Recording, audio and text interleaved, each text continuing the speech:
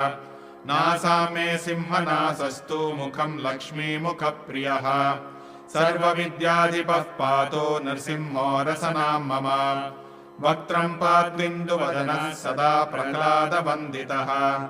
नृसिंहः पातु मे कण्ठं स्कन्धौ भूभरणान्तकृत् दिव्यास्त्रशोभितभुजो नृसिंहः पातु मे भुजौ करौ मे देववरदो नृसिंहः पातु सर्वतः हृदयं योगिसाध्यश्च निवासं पातु मे हरिः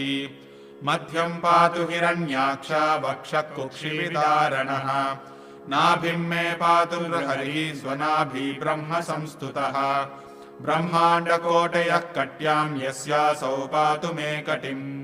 गुह्यं मे पातु गुह्यानां मन्त्राणां गुह्यरूपदृक् ऊरो मनोभवः पातु जानुनी नररूपदृक् जङ्घे पातु धरा